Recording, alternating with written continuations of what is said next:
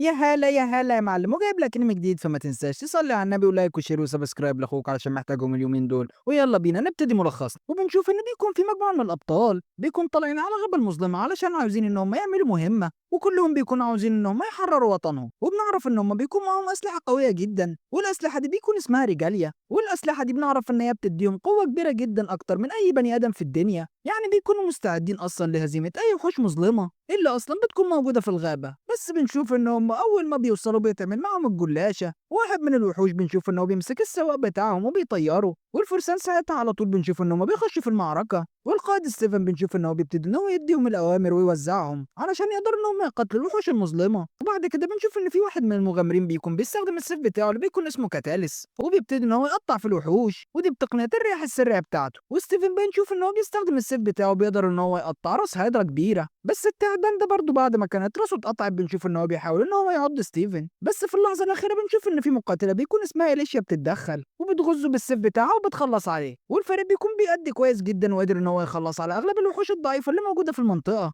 وبيقرروا ان هم يكملوا جوه اعماق الكهف علشان ان هم يلاقوا سيد وحوش الجنوب وان هم يخلصوا عليه. بس مره واحده بنشوف ان هم بيكونوا وصلوا لنص الكهف ولقوا نفسهم قدام وحش الضوء الاسطوري كليفاتوس، والموضوع بيكون شكله مرعب جدا اول ما بيشوفوه، لان حوالين الوحش ده بتكون فيه هاله سحريه قويه جدا وبتكون شكلها مرعب. والمغامرين كلهم بنشوف ان هم بيحسوا بقوه الوحش، بس ستيفن بيكون واثق اصلا في الفريق بتاعه وبيكون حاسس اصلا ان هو يقدر يهزمه. بس واضح كده ان هم كلهم على الله وما خدوش غلوه، لان كليفاتوس بنشوف ان هو بضربه واحده راح مخلص عليهم فرتكه. وبنشوف ان المغامر اللي كان لابس الدرع بيقرر ان هو هيجرب حظه، فبينط في الهواء علشان يهجم عليه. بس بنشوف ان هو في الهواء دماغه بتطير، فبقى المغامرين ساعتها بيفهموا ان هم ما عندهمش اي فرصه اصلا علشان يقدروا ان هم يهزموا الوحش ده. بس اصلا بيكون الوقت فات على ان هم يهربوا، هم اصلا واقفين قدامه، والوحش كليفاتوس كان بدأ ان هو يخلص عليهم واحد ورا التاني بديله. والمغامرين بيكونوا مش فاهمين ازاي الوحش بيقدر ان هو يوصل لهم بكل سهوله كده. بس إليشا بتاخد بالها اصلا ان الهجمات بتكون طالعه من ضلهم، فبتقول لهم ان هم لازم يسيبوا الارض وينطوا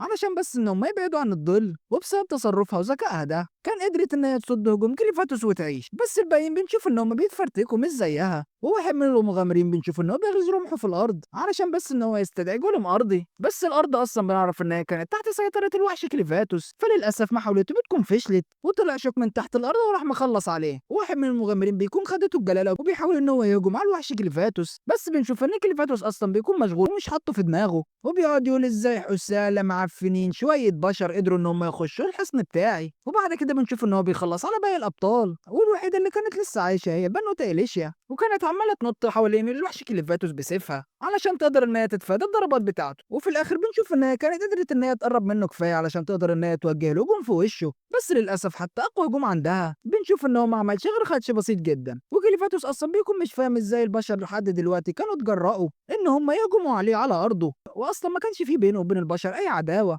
وبيقول طالما البشر دول ناس حقيره وان هم يقعدوا يرخموا عليا كل شويه فانا لازم ان انا اشوف حل. بس بيكون اصلا قرر خلاص ان هو يخلص على البنوته إليشيا، فراح مقطع اطرافها ورميها من فوق. وبعد شويه الوحش كليفاتوس كان قرر ان هو يتحرك على مملكه البشر وان هو هيدمرها، وكان جاي اصلا علشان يخلص عليهم وينتقم منهم. وبيقول ان انا معفنين كنت عايش في سلام لمده 1000 سنه، بس انتوا اللي نكشتوني وانتوا اللي جيتوا لحد عندي. وعلى حسب اللي الابطال اصلا كانوا بيقولوا قبل العركه ان ملك مملكه هايدن هو اللي كان بعتهم، علشان كده جليفاتوس كان قرر انه يروح عنده المملكه وان هو عاوز بس انه يتكلم معاه. ورماة السحاب في المملكه بيكونوا شافوا الوحش كليفاتوس، فكلهم بنشوف انهم بيجهزوا نفسهم وبيبتدوا انهم يضربوا عليه. بس كالعاده بنشوف ان الاسهم ما بتعملش فيه اي حاجه، ومع ان اصلا فرق القوه الواضح بيكونوا عمالين يضربوا عليه كانهم هيعملوا له حاجه. وكليفاتوس اصلا كان جاي علشان الملك وما كانش ناوي ان هو يهبب اي حاجه للحراس، بس طالما هم اصلا اللي بدأوا العركه وبدأوا انهم يضربوا عليه فبيقرر ان هو يخلص عليهم كلهم. وده بس وهو رايح للقصر، وحراس القصر بيكونوا بدأوا ان هم يجهزوا الدفاعات بتاعتهم وبيوجهوا الاسلحه بتاعتهم على الوحش كليفاتوس. بس الاسلحه بتاعتهم برضه بنشوف ان هي ما كانش ليها اي تاثير، وكليفاتوس قدر ان هو يخش ويقتحم جدران القصر بكل سهوله. وجوه القصر بنشوف ان في واحد من الحراس بيكون بيحاول ان هو يبلغ الملك ان الوحش كليفاتوس جه هنا خلاص وكان بيهجم عليهم. بس الملك اصلا كان سامع كل الاصوات اللي عماله تحصل في مكانه، فكان عارف ايه اللي بيحصل، وعارف ان الابطال اللي هو كان بعتهم باين عليهم كده ان هم اتذبحوا وان هم فشلوا في المهمه وان اسلحه هايدر ما كانتش قويه كفايه. وبيفهم ساعتها ان كليفاتوس كان جاي له شخصيا، فبيقول ان الهروب اصلا ملوش اي لازمه، بس بيقول اننا حتى حتى لو هموت فأنا لازم أقفل بوابة فرن هايدن علشان النار بتاعتها ما تطفيش أبدا. وفي الوقت نفسه بنشوف إن الوحش كليفاتوس بيكون بره وبيكون عمال يفكر وبيقعد يقول هو إزاي البشر هنا يعتبروا إنهم ضعاف جدا، وده بمقارنة بالأبطال اللي كانوا هجموا عليا من شوية. فكان فاكر إنهم يعتبر إنهم متدربين بشكل خاص، بس لما بيوصل القصر وبيشوف إن الحراس بيكونوا بيهجموا عليه بالأسلحة بتاعة هايدن بيعرف ساعتها إن قوة الأبطال كانت جاية من الأسلحة مش منهم هم شخصيا. وبيبتدي ساعتها الوحش يقول إن البشر بالنسبة له يعتبر إن هم شوية حشرات، بس الحشرة المعفنة اللي ليها شوكة فهي ممكن إنها تكون خطر في أي وقت من الأوقات. فبيقرر إن هو يعرف إيه أصلا أسلحة هايدن دي. وتحت أعماق القصر بنشوف إن الملك بيكون بيتأكد من فرن هايدن، بس فجأة بنشوف إن الحيطان بتبتدي إن هي تتهز وبيفهم ساعتها الملك إن كليفاتوس كان قرب من هنا وبيجري علشان يقفل الفرن بسرعة. وبعد لحظات بنشوف إن الوحش أصلا كان شايل سقف القصر وكان عمال ينادي على الملك، والملك ساعتها بيحاول إن هو يتصرف بكل هدوء وبيقول لكليفاتوس يا وحش يا حقير إن أنت مالكش أي حق إن أنت تتكلم معايا كده. فكليفاتوس ساعتها بيقول إن هو يخف شوية في الكلام بس على الملك، وبيقول إن أنا لو عاوز فأنا ممكن أمحي البشر كلهم في لحظة، مش بس هايدن ده حتى الممالك اللي جنبهم. وبيقول له إن أنا كان ممكن إن أنا أخلص عليك في ثانية، بس حتى لو أنا عملت كده فهيجي ملك تاني وهيكون برضه شرير زيك. فبيقرر إن هو يديله فرصة علشان بس يشرح هو ليه كان بعت الأبطال عشان يهاجموه. والملك الغبي بدل ما يرد عليه بذكاء ويتمحلس له فبيقول له إن وحش حقير زيك عمره ما هيفهم طموح البشر. وطبعا الكلام ده بنشوف إن هو بيضايق الوحش كليفاتوس جدا، فبيروح مطير دماغه من على كتفه وبيقعد يفكر هو إزاي يقدر إن هو يتخلص من كل البشر. بس وهو خارج بره المدينة المتدمرة بيشوف إن في بنوتة صغيرة بتكون عمالة تعيط، وده بعد ما أمه كانت اتذبحت. وكليفاتوس ساعتها ما بيحسش بأي تعاطف فبيقرر إن هو يكمل في طريقه، بس بنشوف إن الأم ساعتها بتنادي عليه وبتطلب منها إن هو ينقذ ابنها. وساعتها الوحش بيستغرب جدا من الجرأة اللي عند الأم دي وبيقول إن هو السبب أصلا في دمار المملكة دي كلها، وإن هو ناوي إن هو يمحي البشر فهو أصلا لا ينقذ أي طفل منهم. فالأم ساعتها بتفهم بس بتقول له إن الطفل ده ما كانش عمل أي حاجة يستاهل المصير ده. وكليفاتوس ساعتها بيقول إن البشر كلهم زي بعض وبيقول لها اديني بس سبب واحد يخليني إن أنا أحافظ على حياة البشري ده. فالأم بتكون عارفة إن هي مش هتقدر إن هي تثبت له أي حاجة، خصوصا أصلا إن هي بتكون خلاص بتموت، بس بتوعده إن هو لو وافق إن هو ينقذ الطفل ده فهو أكيد في وقت من الأيام هيكتشف قيمته. وبعد ما بتموت بتشوف إن الوحش بيكون ماشي وأصلا مش متأثر بكلام الأم،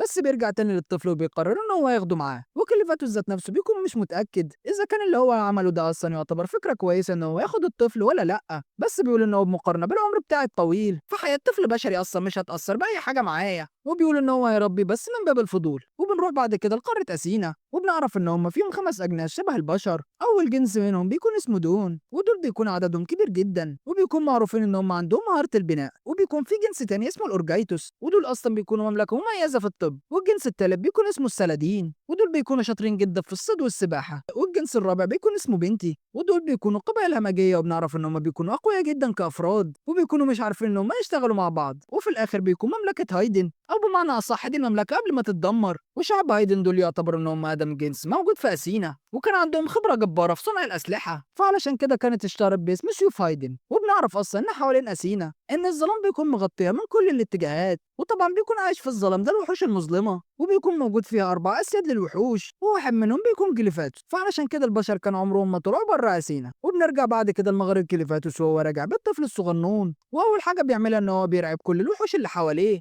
علشان بس إن محدش يقرب من الطفل الفسفس. وبعد كده بنشوف إن هو بينام جنبه، بس للأسف بيكون مش عارف يعمل معاه أي حاجة وبيكون بيفكر إن هو ينقل له شوية طاقة من عنده علشان بس إن الطفل ما يموتش. بس بنعرف إن للأسف الطفل كان جسمه متوسخ وإن هو مش نضيف عاملها على نفسه. هو طبعا كليفاتوس مش بيكون حابب إن هو يتعامل مع القرف ده، فبنشوف إن هو بيرميه في حفرة ساعتها مليانة عناكب. والبيبي بعد كده بيبتدي إن هو يعيط على طول، بس كليفاتوس بنشوف إن هو بيطمنه وبيقول له إن العناكب دي مش هتاكلك دي بس هتنضفك. وهو أصلا كان فاكر إن هو لما يرميه وسط العناكب كده فهو يعني بيطمنه. وبعد لما بيطلعوه من وسط العناكب بنشوف ان البيبي برضه بيكون عمال يعيط، وكليفاتوس ساعتها كان بدأ ان هو يتضايق من الازعاج ده، وطالما هو كان خد القرار اصلا ان هو ياخده فبيقول ان هو مش هيرجع في كلامه تاني. وبيقول لنفسه بعد كده علشان يعيش فهو لازم ان انا الاقي بني ادم عشان يهتم بيه، لان انا اكيد مش هقدر ان انا اتعامل معاه ويعرف الطفل ده اصلا بيعيط ليه. فبيروح يشوف الجثث بتاعه الابطال اللي قتلوا ممكن يكون فيهم حد لسه عايش. وبعد شويه بنشوف ان البنوته اليشيا بتفوق وبتلاقي نفسها ان هي عماله تبص للسما وبتكون فاكره نفسها ان هي ماتت، بس اول لما بتشوف كليفاتوس بتعرف ساعتها ان هي لسه موجوده في المغاره. واول رد فعل ليها ان هي بتمد ايدها علشان تجيب سيفها، بس كليفاتوس بيقول لها ان انا كنت خدت كل السيوف منكم ورميتهم كلهم مع جثث الناس، وبيقول لها ان انت الوحيده اللي هتنفع مع البيبي علشان كده انا كنت قررت ان انا ارجعك للحياه. يعني البنوته اليشيا دلوقتي تعتبر ان هي اصلا زومبي،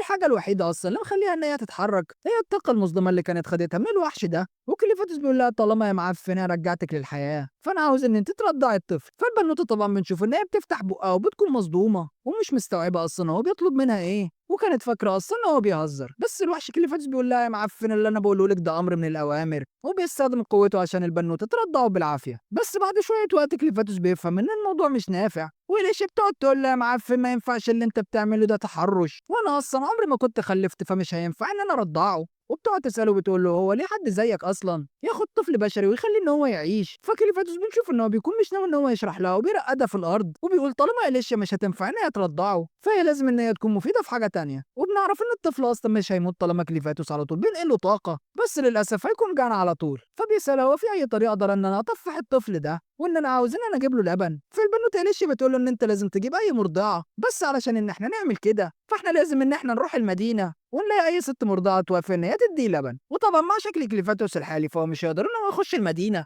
علشان طبعا كل السكان هيترعبوا من المنظر ده. فكليفاتوس بيقرر إن هو ياخد شكل بشري، وكل ده بس علشان يندمج وسط الناس، وبيكون معهوش أي مراجع كتير. فبياخد ساعتها شكل أم الطفل ده وبيسمي نفسه كيرين، وبنعرف إن هو سمى الطفلة لونا. وبيقول لإليشيا يلا بينا إن إحنا نتحرك على أقرب مدينة، بس بيقرروا بعد كده إن هم لازم يقفوا في الطريق علشان يغيروا للبيبي. وفي أثناء وهي قاعدة بتغسلها بتكون لاحظت أصلا إن الحاجات اللي هو لابسها عليها شعار المملكة. وفي الوقت نفسه بنشوف إن الأخبار بتكون وصلت إن مملكة هايدن كانت اتدمرت، وابتدوا إن هم يبعتوا كشافين علشان يشوفوا حجم الدمار، وما كانوش مصدقين إن في وحش يقدر إن هو يعمل كل ده. وده طبعا كان أكبر غلط علشان هم كانوا قرروا إن هم يهجموا على واحد من ست الوحوش، وده من غير ما يقدروا إن هم يعرفوا قوته بشكل كافي. واليوم اللي كان هجم فيه الوحش كليفاتوس كان نفس اليوم اللي كانت الأميرة المفروض إن هي تهرب بابنها من المدينة. وبنرجع بعد كده للنهر وبنشوف ان المغامره بتروح للوحش وبتقول له هو انت عارف ان الطفل ده يعتبر ان هو من العيله الملكيه؟ فاكرين ساعتها بيقول له ان انا ما كنتش اعرف. فالبنوته إليشيا بتقول له ان البطانيه اللي لونا اصلا كانت ملفوفه فيها عليها اصلا شعار العيله الملكيه، ومفيش اي حد غير الملكيين يقدر ان هو يستخدمها. فاكرين ساعتها بيقعد يقول ان انا كنت خدت الطفل ده من وسط انقاض القصر، فغالبا كده البنوته لونا تعتبر ان هي من العيله الملكيه، بس ده اصلا مش هيغير اي حاجه في خطته. فإليشيا بنشوف ان هي بتتصدم وبتقول له انقذ القصر هو انت اللي كنت رحت ودمرت هايدن؟ فاكرين ساعتها بنشوف ان هو بيرد بكل هدوء وبيقول لها ايوه انا رحت دمرت المدينه وقتلت الملك واللي عندك اعمل ايه. وإليشيا اصلا بتكون مش مصدقه ان مدينه هايدن كانت اتدمرت، بس كريم بيقعد يقول لها ان هم اللي بداوا وان انا كان لازم اعمل كده وان انا ادمرها بنفسي. وإليشيا بتكون شايفه ان اللي حصل ده يعتبر كارثه، لان لو لونا تعتبر اخر فرد في العيله الملكيه فناس كتير اكيد هتلاحقهم. فكريم ساعتها بيسالها وبيقول لها هم هيلحقونا ليه؟ فإليشيا ساعتها بنشوف ان هي بتقعد تشرح له وبتقول له ان افراد العيله الملكيه هم الوحيدين اللي بيقدروا ان هم يستخدموا تقنيات الحداد الخاصه ويقدروا ان هم يصنعوا بيها اسلحه هايدن. وبعد ما إليشيا كانت الفت بالكلام بتكون حست اصلا ان هي ما كانش المفروض ان هي تقول الكلمتين دول، وكيرين اصلا ما كانش لسه قرر هيعمل ايه مع الطفله لونا. بس بعد الكلام ده بيكون حاسه اصلا ان البنوته لونا تعتبر ان هي مهمه، وبيقرر ان هي هتكون ملكه البشر الجديده. وبعد كده كيرين بيقرر ان هو هيتحكم في كل حاجه، وكل ده يعتبر في الخفاء، وان البشر لو اتخطوا حدودهم فهو هيخلص عليهم. بس بيقول ان دلوقتي اهم حاجه ان انا لازم اجيب لبن للطفله دي. فبيقول للبنوته إليشيا يلا بينا ولازم ان احنا نتحرك على القريه. وإليشيا بتكون مش فاهمه اصلا هو متعلق بالطفله ليه، بس بتكون واثقه ان هو لو كان حصل له حاجه فكر اكيد هيذبح اي حد موجود في القاره كلها، فعلشان كده هي بتقرر ان هي لازم تحميه وان هي هتعمل اي حاجه وده باي ثمن. وفي اثناء طريقهم بنشوف ان في مجموعه من قطاع الطرق بيكونوا ظهروا وراهم، وواحد من قطاع الطرق بنشوف ان هو بيضرب كيرين على دماغه، والضربه بتكون قويه جدا وبتنزل منها الدم. وبعد كام ساعه بنشوف ان إليشيا بتفوق وبتلاقي نفسها انها مربوطه بالسلاسل وبتكون مرميه في عربيه، ولما بتبص على كيرين بتلاقي ان هو مش بيكون شكله مبسوط وان هو مبتسم، وبيقول لها بكل هدوء ان هم كانوا اتأثروا من شويه، بس هو مش حاسس ان هو عاوز يعمل اي حاجه دلوقتي طالما لونا اصلا تعتبر لسه نايمه. فإليشيا بتكون قلقانه جدا خصوصا ازاي الجنود قدرت ان هم يوقعوا كيرين وده بكل سهوله، وبتساله اذا كان ضعيف زي البني ادمين العاديين وهو في الشكل ده. فكيرين ساعتها بنشوف ان هو بيقعد يقول لها لا، وان انا برضو لسه لحد دلوقتي عندي كل قوتي، بس دي تعتبر اول مره اصلا ان انا اتحول فيها لشكل بني ادم، وما كنتش اعرف ان الجمجمه بتاعت البني ادمين هشه قوي كده، ودي تعتبر نقطه الضعف بتاعتكم. وبيقول لها ان انا من دلوقتي فانا بقيت عارف نقطه ضعف البشر وان انا مش هسمح لاي حد ان هو يفاجئني بعد كده. وإليشيا بترتاح لما بتسمع الكلام بتاعه، بس بتساله بتقول له طالما انت يعتبر عندك كل القوه بتاعتك فانت ليه ما كنتش كسرت القيود وهربت؟ فكيرين ساعتها بيقول لها ان انا دلوقتي عامل نفسي بني ادم عادي وان انا مش ناوي ان انا اكشف هويتي لاي حد، وبيقول لها ان انا هدفي بس ان انا اخلي لونا تعتبر الملكه الجديده، وكمان انا عاوز اتعلم اكتر واعرف طبيعه البشر. وبيقول إن أنا بعمله ده يعتبر جزء من اللي أنا بقوله، وبيسأل إليشيا بعد كده وبيقول لها هو أنا أصلا مش فاهمة هو إحنا اتخطفنا ليه؟ ومين الناس دي بالظبط؟ ويا ريت إن أنت تشرحي لي. فإليشيا بتقول له إن إحنا اتهاجمنا من قطاع الطرق وشكلونا هياخدونا عبيد، ودول يعتبروا إن هم أسوأ ناس في المجتمع. فاكرين ساعتها بنشوف إن هو بيسألها وبيقول لها طب الناس دي تعتبر أقوياء قد إيه؟ فبتقول له إن هم مش جامدين قوي، بس دول بيستخدموا حيل وطرق خسيسة، وده اللي دايما بيخليهم إن هم خطرين. وبتأكد له إن أغلب البني آدمين ما يعتبروش إن هم زيهم، وإن هو ما ينفعش إن هو يحكم على البشر من شوية حرامية. وبنشوف إن هم بعد كده بيوصلوا لمقر العصابة، وبيتقال للأسرى كلهم إن هم لازم ينزلوا. واحد من الرجالة المربوطة بنشوف إن هو بيتعصب وما بيرضاش إن هو يتباع كعبد، ولما بيحاول إن هو يهرب بسرعة بنشوف إن إيده ورجله أصلا بيكونوا مربوطين، فالراجل مش قادر إن هو يتحرك.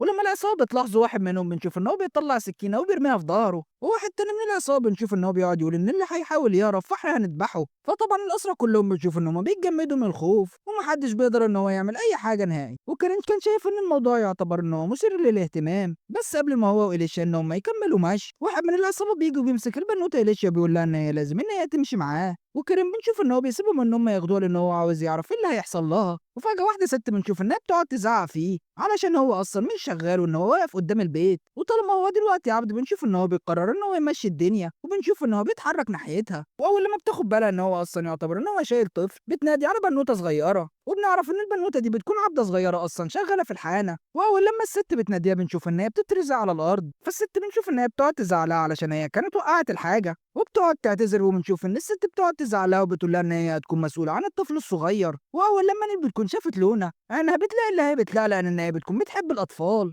وفي الوقت ده بنشوف إن البنوتة إليشيا أصلا كانت اتاخدت لعند نائب رئيس العصابة اللي بنعرف إن اسمه فوركو. بس فوركو بنشوف إن هو بيقعد يزعل اللي كان جايب البنوتة إليشيا علشان هما ما كانوش نادوه أصلا بزعيم العصابة، وبيكونوا أصلا فاكرين إن هو بيهزر، بس بيقول لهم إن أنا جد جدا وإن أنا ما بهزرش معاكوا يا حسالة يا أوباش، وإن هما لو ما اعترفوش بيه إن هو الزعيم فهو هيسيب الوحش اللي معاه ده إن هو يتصرف معاهم. وإليشيا على طول بتتصدم أول ما بتشوف الوحش اللي قدامها، لأن الوحش ده يعتبر إن هو قوي جدا، وبتكون مستغربة إن في بشري أصلا قدر إن هو يروضه وإن هو خلاه الحيوان الأليف بتاعه. وبعد كده فوركو بنشوف إن هو بيطلع كيس الأحجار بتاعه اللي أصلا كان موجود مع البنوتة إليشيا لما كانت اتأثرت، وبيكون عارف إن الأحجار دي تعتبر إن هي من جبل لونا، وده المكان أصلا اللي بيحكمه كليفتس، وده واحد أصلا من الأربع وحوش الأسطورية اللي بيكونوا مسيطرين على المنطقة، ومفيش أي حد عادي يقدر إن هو يوصل هناك. وكمان هو عارف إن مملكة هايدن كانوا بعتوا مجموعة من الأبطال علشان بس إن هم يواجهوا الوحش كليفتس، بس كلهم يعتبروا إن هم فشلوا. وبيكون عنده فكرة إن في واحدة من الأبطال كانت بنوتة وشبه البنوتة إليشيا جدا، وبيقعد يقول إن الوحش كليفتس أصلا كان دمر مملكة هايدن كلها، وده بعد المعركة. بس بيقول إن الخبر ده يعتبر إن هو بالنسبة لعصابة الغربان بتاعتنا هو حاجة حلوة جدا. وبعد كده فوركو بنشوف إن هو بيطلع سيف أحمر، وإليشيا على طول بتتصدم لما بتشوف السيف ده لأن هو من مملكة هايدن. وفوركو بيقعد يتفشخر بالسيف اللي معاه،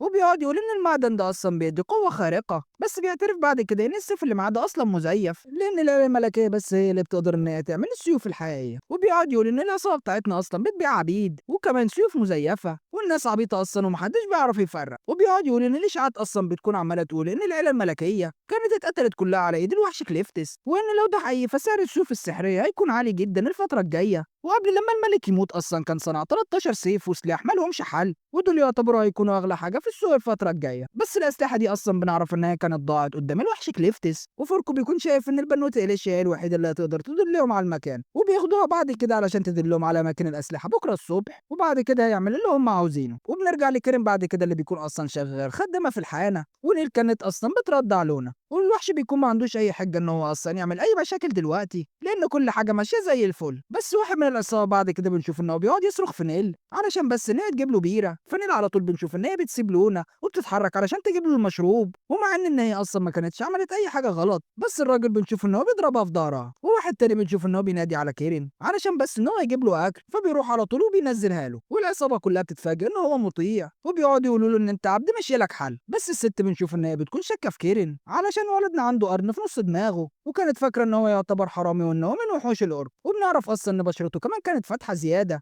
والعين بتاعته حمرا وكمان مرعبة جدا. وبعد كده بنشوف إن نيل أصلا بتكون ماشية بالبيرة فالعيال بتوقعها والبيرة بتقع كلها على الأرض، والعصابة بعد كده بينزلوا فيها ضرب وبيسحبوها بره علشان يكملوا الخناقة، وهم أصلا شكلهم بيستمتعوا بالتعذيب ده. وبعد لما بيضربوها بيمشوا كأن مفيش أي حاجة أصلا حصلت، وكريم بيستغل الفرصة اصلا ان هم لوحدهم فبيذبحهم، وبيكون بلع اجسامهم من غير ما يسيب اي اثر. وبعد كده بيروح لنيل وبيطلب منها ان هي لازم ترضع نولا تاني علشان بس ان هي جعانه، ونيل بتوافق ان هي ترضع البنوته لونا مره تانيه. وبعد كده كريم بنشوف ان هو بيكون عنده شويه اسئله ليها، وبيقعد يسالها وبيقول لها وانت ايه قصتك، وانت اصلا بتهببي ايه هنا. فنيل اصلا بتقول ان هي كانت اتولدت في معسكر قراصنه، وان هي كان عمرها ما عرفت ابوها، بس للاسف هي بتكون فاكره امها، وامها دايما كانوا بيعذبوها، بس كانت دايما الام بتتحمل علشانها. ولما نيل بقى عندها 12 سنه امها مره واحده كانت اختفت فجاه، وللاسف هي ما تعرفش هي كانت ماتت ولا هربت ولا عملت ايه بالظبط. بس من ساعتها فالعصابه كانوا حولوا الاذى بتاعهم كله عليها، وكانت عماله تتبهدل واسنانها كانت اتكسرت، وكمان اسنجت وللاسف ما بقتش تسمع غير من ودن واحده. وبتقول بعد كده ان الدنيا بقت اهدى شويه،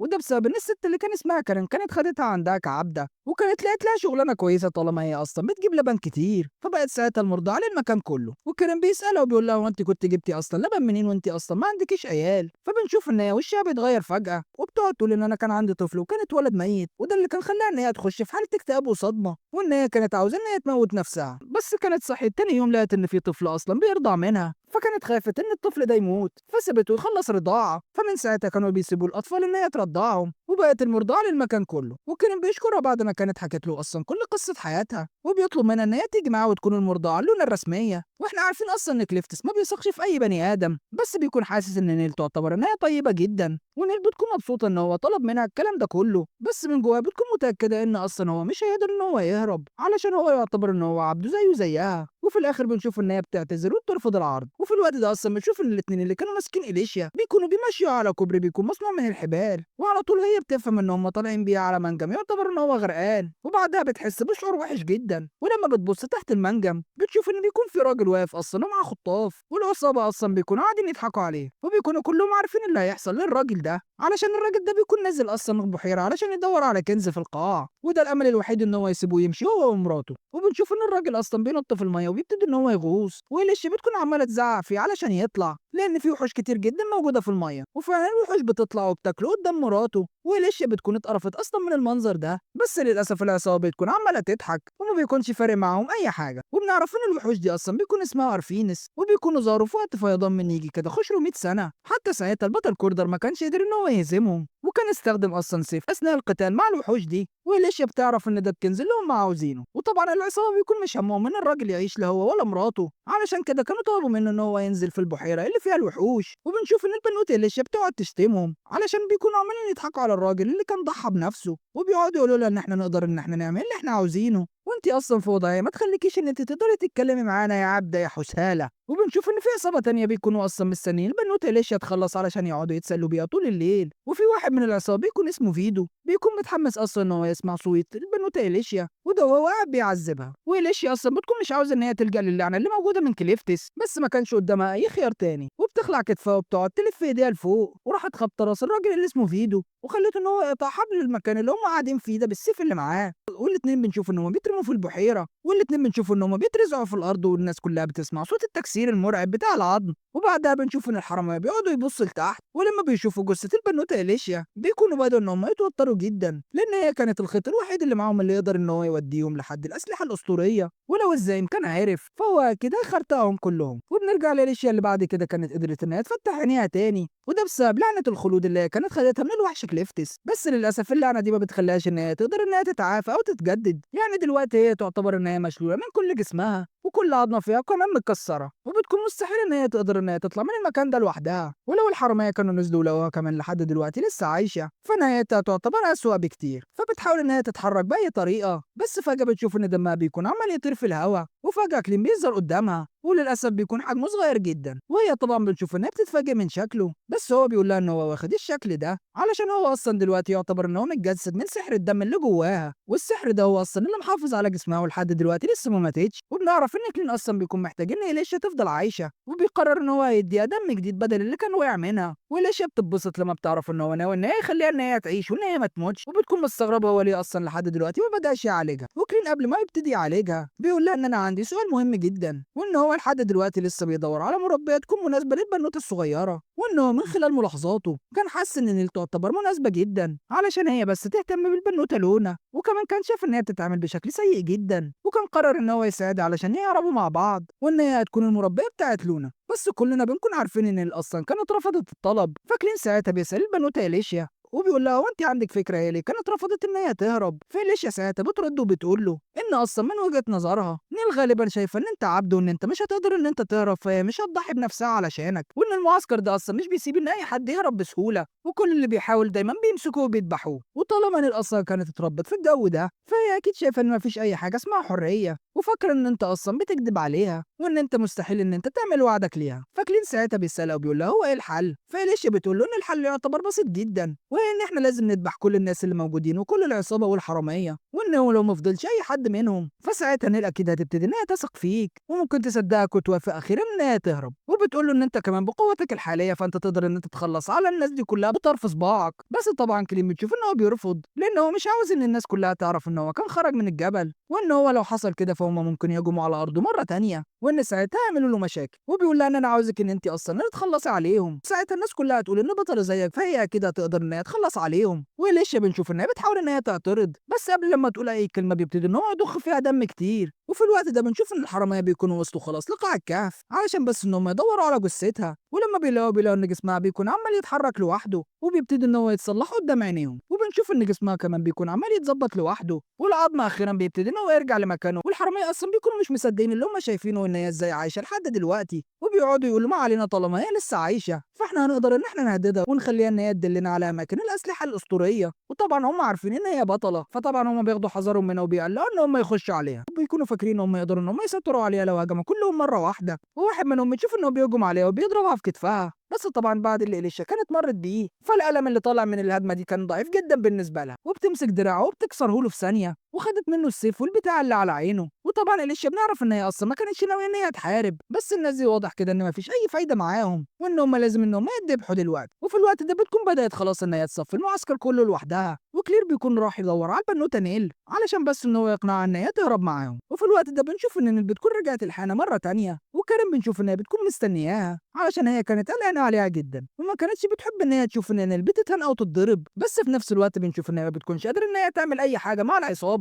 ونيل بنشوف ان هي بتقعد تشكر كارين جدا علشان هي بتهتم بيها، وساعتها كارين بتقول لها ان في شغل كتير جدا في المطبخ ولازم ان انت تغسلي كل حاجة. وكارين كان خدت بالها ان نيل تعتبر ان هي مبسوطة جدا برغم اللي كل عمال يحصل لها، وبتسألها وبتقول لها هو في حاجة كانت حصلت؟ فنيل ساعتها بتقعد تقول لها هو انت تعرفي اي حاجة عن العالم الخارجي؟ فكارين ساعتها بتتفاجئ جدا من السؤال ده لان هي اول مره تشوف ان نيل بتكون بتسالها حاجه زي كده، وبتسالها وبتقول لها وانت ليه مره واحده كده مهتمه بالعالم الخارجي؟ فنيل ساعتها بتقعد تقول ان هي بتفكر ان لو حد قدر يعني يهرب من هنا فيا ترى هو ممكن يقدر ان هو يعيش بره وممكن الناس ان هي تتقبله. فكارين بتقعد تقول ان هي مش متاكده بس على الاقل هي مش هتتضرب كل يوم زي اللي بيحصل لها هنا، وبتقعد تقول لنيل ان هي المفروض ان هي تعيش حياه احسن من اللي هي عايشه دلوقتي. وهم قاعدين هما الاتنين يتكلموا بتتلخبط في الكلام وبتقعد تقول ان في حد كان عرض عليها ان هي تهرب من هنا، بس فجاه بنشوف ان القائد بروكو كان دخل وكان سامع الحوار اللي داير ده. وساعتها كارين بتتوتر جدا وبتكون قلقانه من اللي هو يقدر ان هو يعمله، وبتساله بتقول له يا عم هو انت بتعمل ايه هنا؟ ونادرا اصلا ما انت بتيجي الحانه. فبيرد عليها وبيقول لها انا كنت سمعت ان في بيبي لسه موجود وحبيت ان انا اشوف. فكارين ساعتها بتطلب من نيل ان هي تقول له ان البيبي يكون موجود فين، وبتقول ساعتها ان هي اخر مره كانت شافت نولا كان موجود في الاسطبل. فبروكو بيقول ان هو هيروح يشوفها بنفسه وبيطلب من نيل ان هي تيجي معاه. ومن طريقه كلام بروكو بتفهم اللي هو ناوي عليه اصلا باين كده مش خير ابدا، وبتحاول ان هي تمنعه بس للاسف ما عندهاش اي سلطه عليه فما بتقدرش تعمل حاجه. ونيل اصلا ما كانتش واخده بالها خالص من اللي داير ده. واول لما بروكو بياخد نيل ويمشي كارين بيكون باين عليها ان هي متضايقه جدا لان هي عارفه ان هي الوحيده اللي بتقدر ان هي تهتم بالاطفال، وبروكو اصلا ما كانش فارق معاه. وكارين بتحاول تقنع نفسها ان ما فيش اي حاجه في ايديها تقدر تعملها، وان نيل هي اللي كانت جابت الكلام ده كله لنفسها لما كانت بتتكلم عن الهروب، بس برضه كانت حاسه بتاني بضمير كبير. وفي اللحظه دي كليم بيخش وبيكون شايل البنوته لونا، وكارين اصلا بتكون متفاجئه ان هي ما كانتش سمعت صوت حد اصلا، بس عرفت ان هو اصلا جاي علشان يدور على البنوته نيل علشان ياخدها ويهرب علشان بس ان هي ترد على البنوته لونا. فبترد عليه تقول له ان هي مشيت وان هي مش راجعه، وساعتها كيرين ما بيفهمش قصدها وبيستخدم عينه المرعبه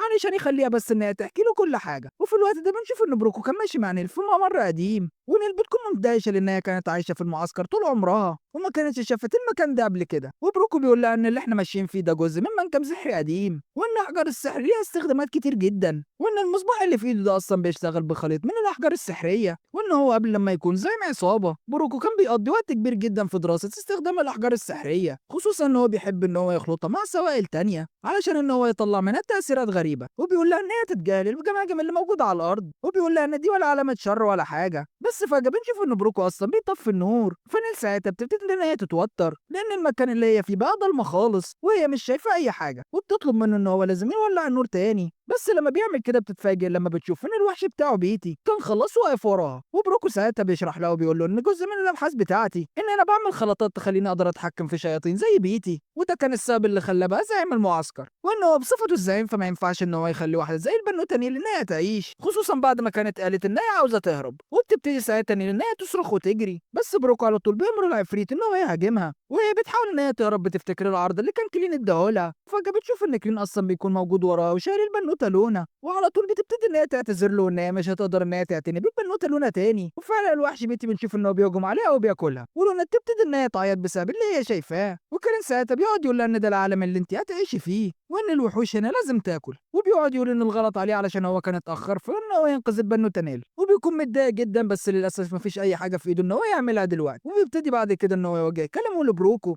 وبيكون مستغرب ازاي في وحش ضخم زي الوحش بيتي كان قدر بروكو ان هو يخلي ان هو يسمع كلامه ويسيطر عليه. ساعتها بروكو بيستغرب وبيكون مش فاهم ازاي كيرين كان قدر ان هو يوصل للمكان ده، بس هو اصلا ما كانش فارق معاه اي حاجه، وعلى طول بيقول للوحش بيتي ان هو يهجم على كيرين. بس المفاجاه بنشوف ان هي بترفض ان هي تتحرك، ولما بيبص عليها بيتفاجئ لما بيشوف الرعب موجود على عينيها، ودي اول مره هو يشوفها ان هي مرعوبه بالشكل ده، وكانت مرعوبه لدرجه ان هي كانت رجعت البنوته نيل من بطنها مره تانية، وان حرفيا بنشوف ان هي بتكون متشوهه ودراعها ورجليها بيكونوا مقطعين. وكيرين ساعتها بياخد باله ان نيل تعتبر ان هي عايشه وان هي لسه ما ماتتش، فبيستخدم قوته على طول علشان يطلع ظل ان هو ياخد البنوته نيل والطفله لونا، وده قبل ما بروكو اصلا ياخد باله. ولما بروكو بيلف وبيتفاجئ ان هم كانوا اختفوا بيكون فاكر ان ولدنا اصلا كون هو اللي شالهم بقوته السحريه، بس ولدنا كيرين بيقول له ان هو ما يعرفش اي حاجه عن السحر، وبروكو بيكون فاكر ان هو اصلا بيحور عليه لان ما فيش اي تفسير لاختفاء نولا وليل غير ان هو كان بيستخدم السحر. وبروكو بيطلع دواء من جيبه معمول من احجار سحريه، وده اللي كان استخدمه على بيتي وخلاه ان هو خاضع جدا ليه. وبروكو ساعتها بيرش الدواء في النار وبيطلع منه بخار، اول ما بيتي بيشمه بنشوف ان هو بيفقد السيطره وعلى طول بيهجم على كيرين بهجوم، وجسمه بنشوف ان هو بيطير ويتخبط لان هو ما قدرش ان هو يستخدم قوته بشكل اساسي، وبيكون متضايق ان إليشا ما كانتش قالت له اي حاجه عن السحر. وفي الوقت ده بنشوف ان البنوته إليشا بتكون عماله تتعارك مع قطاع الطرق، وبتكون عماله تخلص عليهم واحد ورا التاني، بس عددهم بيكون كبير جدا والسيف اللي بيكون معاه بيكون اتكسر، وبتقول ان هي لو ناويه ان هي تخلص عليهم فهي كده تحتاج سلاح اقوى بكتير. فبتبتدي ان هي تجري ناحيه الكهف اللي موجود في الميه، وتقريبا في 50 بلطجي بيكون بيجري وراها، وبتقعد تقول ان الحل الوحيد ان انا لازم الاقي السيف الاسطوري علشان اقدر ان انا اخلص عليهم. ولما بتوصل الميه بنشوف ان الوحوش بتكون مستنيه عند السطح، فبتقعد تفكر في خطه وبتطلع تجري فوق السقالات علشان تقدر ان هي تضحك عليهم. واول لما بيطلعوا وراها بنشوف ان هي بتفك الحبل وبتوقعهم كلهم في الميه، والوحوش كلها بتكون هجمت على البلطجيه وبدات ان هي تاكل فيهم، والليش بتستخبى في برميل وبتنط بيه في الميه، وبتكون عماله تستنى لحد بس ما توصل لقاع البحيره علشان تقدر ان هي تجيب السيف الاسطوري. وبتحس بعد كده ان هي مش قادره ان هي تتنفس، وبتقعد تقول ان انا جسمي بيقاوم بالعافيه وصعب جدا ان انا اقدر اكون موجوده جوه الميه لفتره كبيره،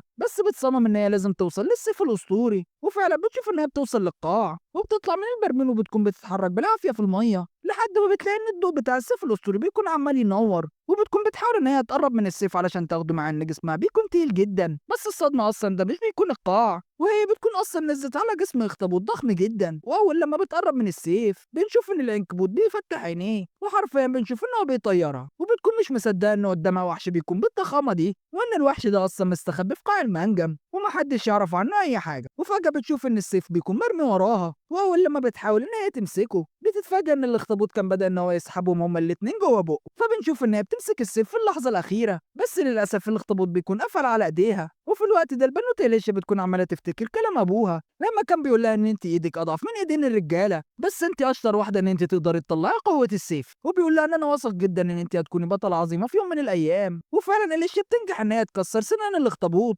وبنشوف ان هي بتطلع وبتبتدي ان هي تستخدم قوه السيف الاسطوري، وبتقدر ان هي تعمل دوامة كبيرة جدا علشان بس إنها تحاول إن هي تبعد الأخطبوط عنها وتقدر إن هي تهرب بسرعة، وبتبتدي إن هي تتحرك في اتجاهات مش مستوية علشان تقدر إن هي تشتت الأخطبوط وما تخلوش إن هو يقدر إن هو يوصل لها ويهجم عليها. وطبعا القش لحد دلوقتي بتكون مش مصدقة إن في وحش بيهجم عليها بالضخامة دي، وبتقعد تقول إن الوحش ده أكيد إن هو أسطوري وإن هو مستحيل إن هو يكون من العالم بتاعنا. وبنعرف إن هي كانت سمعت زمان عن وحوش أسطورية كان اختفت ومحدش كان عارف الوحوش دي كانت اختفت فين، وبتقول إن الأخطبوط اللي ورايا ده أكيد واحد من الوحوش دي، وبتقول إن أنا هكون مجنونة لو أنا فكرت إن أنا أتعارك معاه جوه المية، لأن المية هي أكيد الأرض بتاعته وسهل جدا إن هو يقدر ينتصر عليا فيها. ولما بتقرب من سطح البحيرة بنشوف إن الوحوش اللي فوق بتكون مستنياها، وأول لما بيهجموا عليها بتنجح إن هي تخلص عليهم بالسيف اللي معاها، وأخيرا بتقدر إن هي تطلع من المية علشان بس إن هي تقدر إن هي تتنفس، وبتكون مش مصدقة نفسها إن هي خرجت. حتى قطاع الطرق واللصوص كانوا مستغربين إن هي قدرت إن هي تطلع من المية،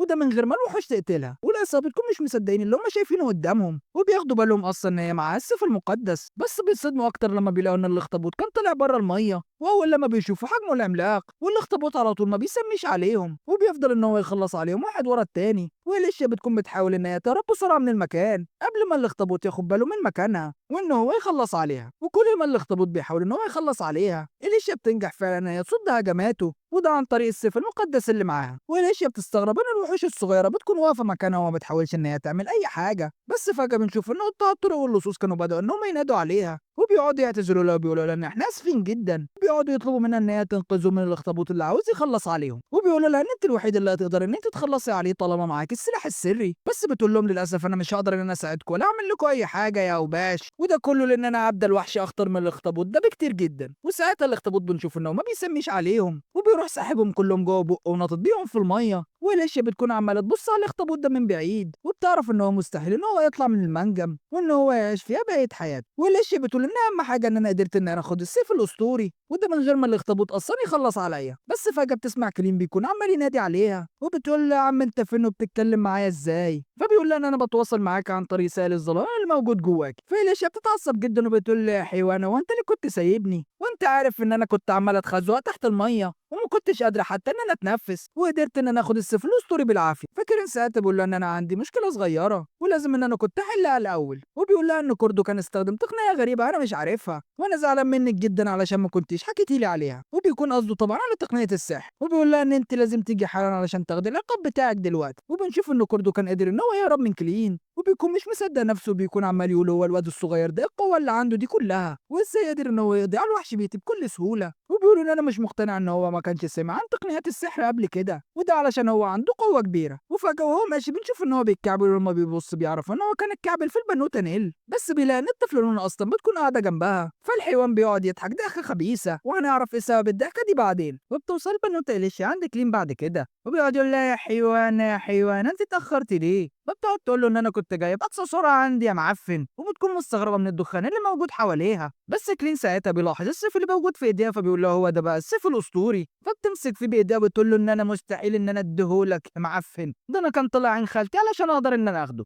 وكلين ساعتها بياخد باله إن الدخان ما كانش أثر على البنوتة إليشيا ولا على الفار اللي كان موجود على إيده، فبيعرف بس إن هو بيأثر على وحوش الظلام. وكلين بيقعد يقول إن أنا كنت ممكن أخلص على الوحش ده بسهولة، بس زي ما أنت شايفة فالمكان كان ضيق جدا ولولا ما كنتش عارف هو مكانها فين بالظبط. وساعتها البنوتة إليشيا بتستغرب إن هو مش عارف مكانها وبيقول لها إن هي موجودة مع الخادمة نيل، وانا ما اعتقدش ان هم كانوا بيعدوا مسافه كبيره لان نيل كان جسمها متدشمل على الاخر، وبيطلب منها نيش ان هي لازم تتصرف علشان تجيب مكانهم لان دلوقتي حاسه الشم مش موجوده معاها بسبب الدخان اللي موجود حواليهم. ولما إليشيا بتفشل ان هي تحدد مكانهم كده بيقول لها مش شايف منك اي فايده منك لله وان انا هدور عليها بنفسي. فبتساله ساعتها إليشيا وبتكون مرعوبه جدا وبتقول له انت ناوي تعمل ايه لو كنت لقيت البنوته نوله مقتوله؟ فساعتها بيقول ان انا مش ههتم للبشر تاني بعد كده وهذبح كل البشر. وبتتمنى ساعتها ان البنوته الصغيره تكون على قيد الحياه علشان ساعتها كلين هيدمرهم كلهم ويخلص عليهم. والبنوته إليشيا هم ماشيين بتاخد بالها ان في اثار دم، ولما بتكون عماله تفحص الدم ده بتعرف ان هو بتاع الخادمه نيل، وبتقول ان بنسبه كبيره فيها كانت ماسكه في حد او حد كان بيجرها. وبتتنقل بينا الصوره بعد كده للزعيم كوردو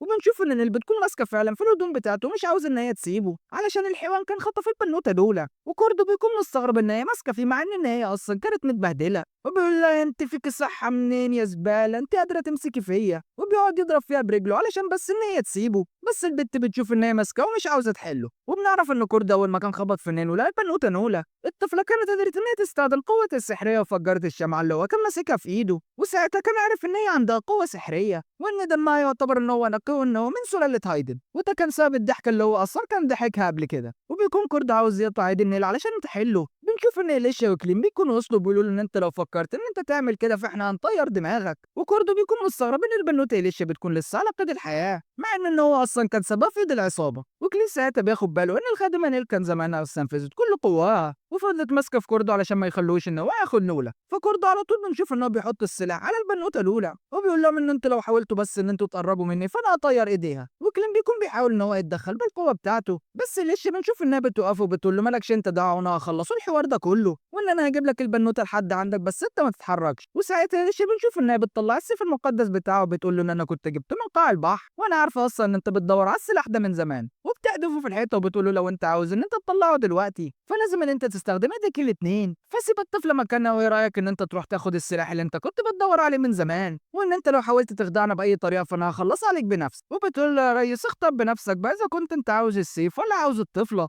وبنشوف ان كوردو بيقعد يضحك وبيقول لها انا اول مرة اشوف بطل يكون بيسيب السيف المقدس بتاعه، وبيقول ان الطفلة دي عندها دم من عيلة هايدن الملكية، يعني يعتبر ان كنز مقدس واحد من الاسلحة دي مش كفاية مكانها ولازم اننا نلاقي ال 13 كلهم. وبتتفاجئ البنوتة إليشيا ان هو كان عارف حقيقة البنوتة لونا وان هي اصلا من عيلة هايدن الملكية، وبيطلب منها ان هي لازم تدله على اماكن السيوف ال 13 التانية. فكين ساعتها بيقول لها ان انت لازم تقولي له على اماكن الاسلحة كلها ودي تعتبر مجرد سيوف عادية، فبتقول ان كل السيوف ال 13 موجودين في قاع الوادي وتقدر دلوقتي ان انت تروح تاخدهم. فكوردو ساعتها بنشوف ان هو بيستخدم سحر الاختفاء وبيرمي على نفسه ماده تخليه ان هو يختفي، وإليشيا بتتفاجئ ان هو كان اختفى فعلا ومش قادرين يحددوا مكانه. وطبعا كوردو بيكون قلقان ان هو ياخد السيف دلوقتي ساعتها يقدر ان هم يحددوا مكانه، وبيقول ان انا هرجع له بعد كده. وبيكون مبسوط جدا بتقنيه الاختفاء اللي هو كان فعلها دي وان هو هيروح ياخد الاسلحه ال 13 الباقيه وده من غير ما يديهم الطفله نورا اللي معاه. بس إليشيا بنشوف انها بتظهر مره واحده من قدام كوردو وبتديله ضربه بالسيف بتقسمه نصين، وبنعرف ان عياطيب النوتة نونا كان هو اللي خلاه انه يقدر انه يحدد مكانه. وكلين بعد كده بياخد الطفله نونا وبيمسح البودره اللي عليها علشان تظهر، وبعد كده إليشيا بتقعد تبص على المرضعه نيل وبتلاحظ ان هي فعلا كانت خلاص ماتت، فبتقول لكلين هو انت تقدر ان انت تصحيها مره تانية. فبيقول لها ان سائل الظلم ما بيخلينيش ان انا اتحكم غير في شخص واحد بس، فبتقول ان انا ما عنديش اي مشكله ان انا لو كنت ضحيت بنفسي مقابل بس ان انت ترجعني لعلاقه الحياه مره تانية، وكل ده بس علشان تهتم بالطفله نولا. وفعلا كريم بنشوف انه ما بيكدبش خبر وبيدي البنوتة إليشيا ضربه بايده بيخلص عليها، وبينقل سائل الظلام جوه نيل علشان يقدر ان هو يصحيها مره تانية. وبتتفاجئ نيل ان هي كانت خفت وان هي رجعت على قيد الحياه مره تانية بعد ما كانت ماتت، وبتبص قدامها بيشوف قدامها كلين والطفله نولا، وبتعرف ان هو بس كان عمل كده علشان يخليها ان هي تعتني بالطفله نولا. وبتبص جنبها بتشوف ان إليشيا كانت ميته، فبيقول لها ان انا مش عاوز ان انت تقلقي عليها، وإليشيا قويه جدا وهتقدر ان هي تصحى بس للاسف هتحتاج شويه وقت. وفعلا بنشوف ان البنوتة إليشيا بتصحى مره تانية، وطبعا اول حاجه البنوتة إليشيا بتكون عماله تدور عليها هي السيف بتاعها وبتكون مبسوطه جدا ان هو موجود معاها. وبعد كده كليم بنشوف ان هو بيدي الطفله نولا وبيقول لها ان انت من دلوقتي ورايح فانت المسؤوله عنها قدامي، وبيقول لها ان انت هتيجي معانا وان انت هتكملي الرحله. وبتفرح جدا ان لونا كانت موجوده معاها خلاص وان هي هتهتم بيها. وتاني يوم الصبح بنشوف ان كلين كان خد السيف بتاع إليشيا، وطبعا هي بتكون متضايقه جدا بس بيقول لها ان هو لو فضل ظاهر فهو هيشد الانتباه ليهم فهو هيخزنه جوه الظل بتاعه لحد بس ما يحتاجوه. وفي الوقت ده بنشوف ان كانت خلصت لم شويه حاجات هيحتاجوها بعد كده وعلشان يقدروا ان هم يكملوا الرحله بتاعتهم، وكمان كانت لقيت هدوم كويسه للبنوته نولا. وإليشيا بتقعد تسالها هو انت ازاي قادره ان انت تشيلي كل الشنط دي لوحدك، فنت بتقول ان الشنط دي تعتبر ان هي خفيفه عليا. ساعتها البنوته إليشيا بتفتكر ان هي كانت فقدت قوه كبيره جدا واجزاء كبيره من جسمها وان كلين اكيد كان استبدل الاجزاء البايظه فيها دي بحاجات خلتها اقوى بكتير، بس هي مش عارفه هي الحاجات دي بالظبط. بعدها بنشوف ان نيل بتقرب من إليشيا وبتقول لها ان هي ممكن ان هي تشيل السيف مكانها علشان بس ان هي تكون مفيده، بس إليشيا بتقعد تقول ان هي معهاش سيف اصلا، وان بتقعد تقول ان انا كنت سمعت ان بروكو مخبي شويه سيوف جامده في المكتب بتاعه. فإليشيا على طول بتتحمس وبتطلب من كلين ان هو يروح يبص على السيوف دي وان هي هتجيب سيف واحد بس على الاقل، وكلين عارف ان هي ملهاش اي لازمه في العركه من غير سيف بتاعها، فعلشان كده بنشوف ان هو بيوافق. وإليشيا بتجري بسرعه وبتخش مكتب بروكو، والعبيد اللي كانوا موجودين برضه بنشوف ان هم كانوا هيهربوا. وكلين ساعتها بيسأل نيل اذا كانت هتوحشها حياه هنا، بس هي بتقول له ولا هتوحشني ولا حاجه، دي كانت عيشه مرار، وبتقول ان هي كانت عايشه اسوأ فترات حياتها موجوده هنا، وان هي نفسها ان هي تمشي باسرع وقت، وان هي كان نفسها ان هي تودع كارين قبل ما يمشوا. ولما كلين بيسمع ان هي بتتكلم عن كارين بيبتدي يحس انه ممكن يكون غلطان، بس قبل ما يقول اي حاجه بيتفاجئ مره واحده ان في هجوم جاي عليه من فوق، والبنوتة إليشا بتكون عمالة تدور على السيف، ولما بتروح على المكتب بتاعه بتلاقي بدلة جلد وفلوس وكمان سيف جبار. ولما بتكون خلاص هترجع بتاخد بالها إن كلين كان دخل بالحيطة في دماغه، وبيقول إن هو مش متعود إن الجسم البشري بسهولة كده بيتكسر. وقبل لما يشرح اللي حصل بنشوف إن في واحد بيكون اسمه جاريد بيكون دخل من الحيطة، ومن أول نظرة في إليشا بتعرف إن هو قوي وبتطلع السيف بتاعها علشان تقدر إن هي تخش في العركة معاه. بس جاريد بنشوف إن هو بيديها ضربة قوية جدا برجله بيقدر إن هو يطيرها، وبنشوف إن من قوة الضربة دي فلوى كان جرح وشها، وبيكون متفاجئ إن هي قدرت إن هي تتفاداها. بس بيقول إن مفيش أي أمل إن هي تقدر إن هي تصمد قدامه، وبيفضلوا هما الاتنين يهجموا على بعض بضربات سريعة جدا، والبنوتة بتكون بتحاول إن هي تصد الهجمات بتاعته لحد ما بتشوف إن هو بيديها ضربة قوية جدا بيطيرها بره المكتب. وكانت بيتفاجئ إن هي بعد كل الضربات دي إن هي لسه عايشة، وهو بس عاوز كلين، وبيقول لها إن أنت لو سبتي السيف ومشيتي فأنا مش هوجهلك أي هجوم تاني. بس بنشوف إن البنوتة لسه ما بتصدقوش وبتكون شاكة إن هو من العصابة اللي لسه عايشة، وبتكون بتتمنى إن هي يكون معاها السيف الأسطوري. بس طبعا إحنا عارفين إن السيف مش معاها دلوقتي، فبتقرر إن هي تستخدم واحدة من تقنيات هايدن اللي هي كانت اتعلمتها، وبتشيل كل الأفكار من دماغها، والفكرة الوحيدة اللي مسيطرة عليها إن هي تخلص عليه. وحركتها بنشوف إن هي بتبقى سريعة جدا ودقيقة، وسرعتها بنشوف إن هي بتفاجئ الولا جاريد، وقبل لما السيف بتاعها يلمسه بنشوف إن كلين بيصرخ وبيقول لها إن هي تقف، وساعتها بنشوف إن جسمها على طول بيسمع كلامه. بس البنوتة بتكون لسه عاوزة تخلص عليه، بس ولدنا كلين بنشوف إن هو بيضربها بالبوكس في دماغها، وبيقعد يقول لها إن كل اللي كان حصل ده بس يعتبر سوء تفاهم، لأن هم مش المفروض إن هم يقاتلوا جاريد، ولولا إن كلين كان وقفها فكان جاريد كان هيكسر جسمها كله برجله. وجاريد ساعتها بيكون قاعد وبيقول له يعني أنت إيه قصدك بسوء التفاهم ده؟ وبيقول إن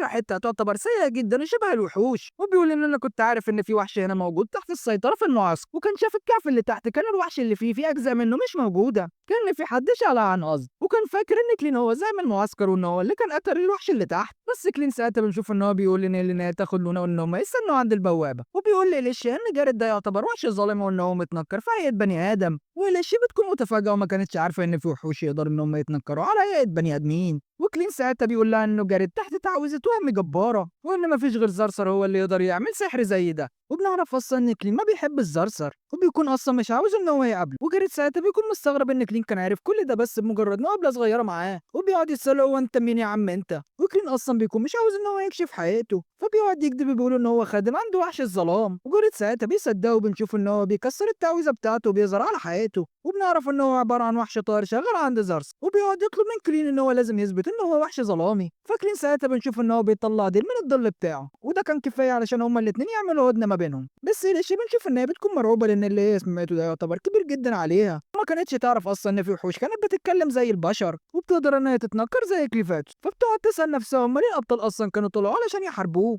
وكلين ساعتها بيكون لاحظ القلق في وشها، فبيقعد يقول لها إن أنت بلاش تفكري وتشغلي دماغك كتير، الوحوش أصلا اللي بتقدر إن هي تتنكر زي البشر هم قليلين جدا ونادرين، ومفيش حد غير زرصر هو اللي يقدر يعمل الكلام ده. وأنا وبعد كده جاريد بنشوف إن هو بيقعد يسأل كلين هو ليه يعتبر ماشي أصلا مع بشرية، فكلين ساعتها بيقعد يقول إن إليشا تعتبر الخادمة بتاعته وإن هي مضطرة أصلا إن هي تسمع الكلام، وإن هو بيستخدمها أصلا كدليل علشان يقدر إن هو يفهم عالم البشر، ونفس الكلام ده كمان مع نيل ولونا وما بيكونش ناوي أصلا إن هو يقول أكتر من كده. فجاريد ساعتها بيفهم وبيقول إن هو مش هيسأل أكتر من كده، بس لو كلين كان اتدخل في مهمته تاني فساعتها هيضطر إن هو يخش في عركة معاه. وكلين ساعتها بيقول له جرب بس يا ريس وأنا مش هخلي راسك موجودة بين كتافك. وبعد كده بنشوف إن كلين بيكون عاوز إن هو يسأله سؤال، وبيقول له إن أنت كنت قلت قبل كده إن زرصر يقدر إن هو يقتل كل البشر، بس ده يعتبر حاجة غريبة لأن هو بيحب إن هو يراقبه، وبنعرف إن في الغرب أصلا في ناس بيقدسوه، فليه كده مرة واحدة كان قرر إن هو ينقلب عن البشر. فجاريد ساعتها بيقول إن أنا هشرح، وبيقول له إن من 3 أيام كان لها أكتر من كذا وحش ظالم في الغرب وكان ولادهم اختفوا، وده يعتبر حاجة غريبة بس هو كان لها ساعتها زي سحرية موجودة في المكان،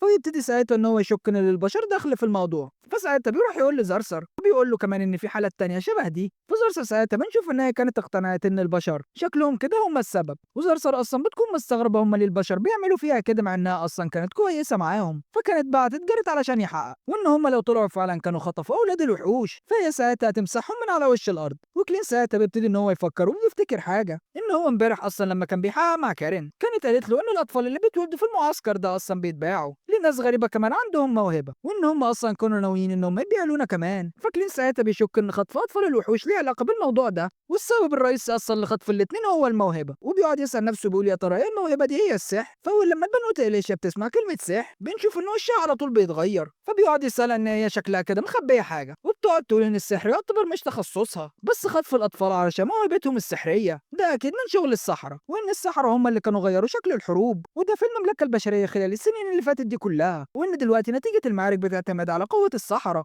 وإن السحر الواحد يقدر إن هو يقتل عشرات أو مئات لوحده، مع إن هم أصلا بيكونوا عرضة لهجوم من سحرة تانيين، بس للأسف لحد دلوقتي برضه بيشكلوا قوة مرعبة. وإن أول واحد كان استخدم السحرة في الحرب كان اسمه جنرال دريل اللي بيتقال عليه إن هو قاتل التنانين، وإن هو نفس الشخص اللي كان أصلا قتل أبو البنوتة إليشيا لما كانت البنوتة صغيرة، وعلشان كده هي لحد دلوقتي بتكرهه. وكلين ساعتها بيسألها وبيقول لها طب أنت ليه كنت رحتي علشان تقاتلي كليفتس بدل ما أنت كنت تروحي تنتمي مين اللي كان قتل أبوكي، لأن كليفتس أصلا ما كانش عمل أي حاجة للبشر قبل كده، وإن هم أصلا اللي كانوا هجموا عليه، بس هي بتقعد تقول إن دي كانت وصية أبويا، وإن هي كانت اضطرت إن هي تنفذها وإن هي تكمل المهمة، وإن هي لازم تعدي من أراضي كليفت، وفي نفس الوقت بتتنقل بينا الصورة للمملكة البشرية، وبنشوف إن جيش الجنرال دريل بيكون عمال يتحرك أصلا للجنوب، وبنعرف إن هو أصلا بيكون معاه 50,000 جندي، وبيكون هدفه إن هو يحتل مدينة هايدن، وبنعرف إن جيش هايدن المتبقي أصلا يا دوبك 6000 جندي، وللأسف أصلا كمان معهمش سحرة، فيعتبر إن هم مستحيل يوقفوه. والقائد ساعتها بيقول لميجل إن أنا عندي خطة ممكن إن هي تساعدني، إن هم لو قدروا إن هم يخشوا قلعة هايدن وكمان يقفلوها عليهم فممكن ساعتها إن هم يصمدوا شوية، بس للأسف ده بيكون محتاج تعاون من الجنود اللي جوه القلعة، وإن هو كان بعت لهم رسالة بس للأسف لحد دلوقتي ما جاش رد، فبيفترض إن الوضع هناك بايظ خالص، والقائد وميجن ساعتها لحد دلوقتي لسه ما يعرفوش إذا كانت مدينة هايدس اتدمرت على إيد كليفتس ولا لسه، بس لو الجنرال دريل اللي جاي علشان يحتلها فأكيد هي اتدمرت، وهو شايف إن الجنرال أصلا عايز يوصل لفرن هايدن لأن من غيرها فمحدش يقدر إن هو يصنع أسلحة سحرية، وبيقول بعد كده إن جيش دريل لو قدر إن هو ياخد الفرن دي فهتكون مصيبة كبيرة، لأن الفرن ما يعتبرش بس مكان تصنيع، ده من أقدم الأدوات السحرية الموجودة في التاريخ، وإن هم لو وصلوا لها فأكيد هيقدروا إن هم يقلبوا الموازين السحرية كلها، ولازم إن هم يتمنعوا بأي طريقة. وفي نفس الوقت بنشوف إن الجنرال دريل أصلا بيكون بيقابل أقوى ساحر موجود معاه في جيشه، وبنعرف إنه اسمه ماينر، وماينر ساعتها بيأكد له إن هايدن كانت اتفحمت واتدمرت وده حصل على إيد الوحش كليفتس، والعيلة المالكة كمان كلها ماتت، وبيقول له إن مفيش غير الأمير اللي عنده 6 شهور هو الوحيد اللي كان قدر إن هو يعيش من العيلة المالكة، بس لحد دلوقتي للأسف محدش عارف هو فين بالظبط، بس في خبر كان وصل من العصابة إن هم لقوه طفل عنده نفس وصفات الأمير، وماينر ساعتها بيكون شايف إن الموضوع فعلا يستاهل إن هم يحققوا فيه، والجنرال ساعتها بيديله كامل الصلاحية إن هو يحقق فيه وإن هو لازم يجيبه بأي طريقة. وبنشوف بعد كده نيل بتكون بتدي كلين كوباية قهوة، وطبعا هو بيكون مش عارف هي إيه القهوة دي، وبيكون أصلا أول مرة يشربها، فبتقول له إن دي حبوب سودا كده بتدي طاقة، والواحد مننا بصراحة بيشربها 3 مرات في اليوم ولا بتعمل حاجة، وبنعرف إن هم أصلا بيجيبوها من مدينة اسمها سلادا، وبتقول له مجرد ما أنت هتشربها فهي هتخليك نشيط وكمان هتديك طاقة كبيرة، وأول لما بيشرب بنعرف إن هي بتكون سخنة فبتلسع له لسانه، وبينسى دايما إن الجسم البشري ضعيف ومن هو ما يستحملش أي حاجة، ولما بيحط الكوباية جنبه بنشوف إن البنوتة لونها بتشبط في القهوة بتكون عاوزة إن هي تشرب هي كمان، بس بنشوف إن هو ما بيديلهاش عشان هي سخنة. وبعد كده لونا بتسأله عن الراجل المخيف اللي اسمه جاريت، فبيقول لها إن هو كان مشي عشان ينقل المعلومات اللي هو كان جمعها، وبيقول لها إن أنا مش عاوزك إن أنت تخافي لأن هو خلاص ما بقاش يشك فيكي زي الأول. وبتيجي البنوتة إليشيا بعد كده وبتقول إن أنا كنت اتكلمت مع تجار المدينة وإن أنا كنت زي ما أنا متوقعة فمملكة هايدن دلوقتي بتتعرض لهجوم، وبنشوف إن هي بتفتح الخريطة اللي معاها وبتقول له إن دلوقتي مملكة بوليت بتكون بتغزو مدينة هايدن وبتحاول إن هي تسيطر عليها، وطبعا مع وفاة الملك وتدمير العاصمة فالموضوع ده هيكون سهل جدا، وبتقول له إن مملكة إسلين أصلا كانت حاولت إن هي توقفهم بس للأسف هي كانت فشلت. فاكلين ساعتها بيسألها بيقول لها طب ليه هي مملكة إسلين كانت حاولت إن هي توقفهم، فبتقول له إن المملكتين أصلا دول في معركة كبيرة من زمن الزمن، وللأسف مملكة إسلين هي الأضعف علشان هم ما عندهمش أي صحراء أبدا، فعلشان كده هم أصلا بيحاولوا إن هم يمنعوا مملكة بوليت إن هي تسيطر على فرن مملكة هايدن علشان بس إن هي ما تزودش قوتها والنفوذ بتاعها. وبتقول له إن حتى لو الفرن موجود في مملكة هايدن فاللي هيسيطر عليه هم معلوماتهم للأسف هتكون ضعيفة عن السحر، فمش هيقدروا إن هم يستخدموه بشكل كويس بعد ما كان الملك بتاعهم كان اتقتل، وده للأسف علشان هم ما عندهمش صحراء يقدروا إن هم يعلموهم. ولما كلين بيسألها بعد كده عن السبب بتقول له إن الملك أصلا كان قبل ما يموت كان منع استخدام السحر في المملكة كلها. وبتيجي نيل بعد كده وبتدي إليشيا كوباية قهوة وهما الاتنين بيكونوا أول مرة يجربوها، وبتاخد لونا بعد كده وبتمشي علشان ترضعها، فبنشوف إن البنوتة إليشيا بتكون مبسوطة بنيل جدا علشان هي بتعتني بالبنوتة لونا وبتقول إن هي بنوتة طيبة جدا. وبعدها بنشوف إن كلين بيكون بيعك في الكلام فبيخلي البنوتة إليشيا محرجة على الآخر، فبتقطع الكلام بتاعه بتقول له إن إحنا لازم نركز دلوقتي ويا ترى هنتصرف إزاي في الكارثة اللي هتحصل لمملكة هايدن دلوقتي. والبنوتة إليشيا ساعتها بتكون بتقول لكلين إن أنت كنت عاوز تخلي لونا ملكة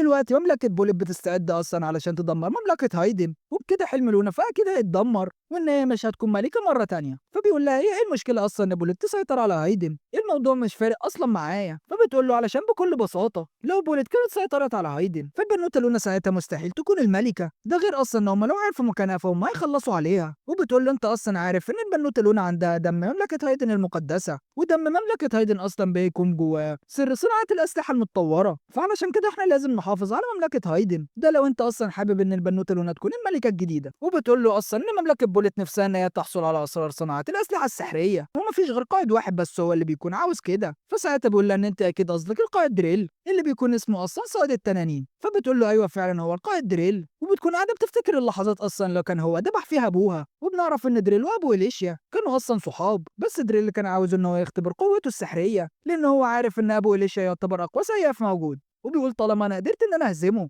فأنا أكيد دلوقتي وصلت للقوة السحرية الكاملة ومستحيل أي حد يقدر إن هو يهزمني. وبنشوف إن هو فعلا بيبتدي إن هو يخوف البنوتة إليشيا وبيستخدم قوته السحرية وبيكسر الأرض من تحتها، ولما بيسيبها ويمشي بتحاول البنوتة إن هي تهجم عليه، بس بنشوف أبوها على طول بيمسك إيديها وبيوقفها وبيقول لها اللي أنت بتفكري فيه ده يعتبر خطر كبير جدا عليكي، لأن أنت مستحيل إن أنت تقدري تعملي مع أي حاجة، لأن دريل أصلا بيعشق الحروب والدم جدا، وإن أنت لو كنت قررت إن أنت تتقاتلي معاه فأكيد هيذبحك. وبيقول لها إن أنا واثق إن أنت هتكوني بطلة عظيمة في يوم من الأيام، وأكيد ساعتها هتكتشفي العالم كله. وبنرجع من الفلاش باك وبنشوف إن هي بتقعد تقول لك من الآخر كده يا ريس، لو أنت عاوز أصلا البنوتة لونا تكون الملكة فأنت لازم إن أنت تحافظ على مملكة هايدن ولازم إن أنت تدمر الجيش ده. فبيقول لها إن أنا أصلا ما كنتش متوقع إن أنا أعمل حاجة تخدم البشر في يوم من الأيام. وساعتها كليم بيقول إن هو فعلا هيحمي مملكة هايدن، ولما بيقرر إن هو هيتحرك إليشا بنشوف إن هي بتقول له إن أنا عاوز أجي معاك، فبيقول لها إن أنت لازم تكوني مع البنوتة نيل ونونا علشان بس إن أنت تحميهم. وبيقول لها إن أنا هحاول إن أنا أخلص المهمة دي بتاعتي بسرعة وده من غير ما أي حد أصلا يكتشف الهوية بتاعتي. وبيكون نفسه أصلا إن هو يشوف قوة الصحراء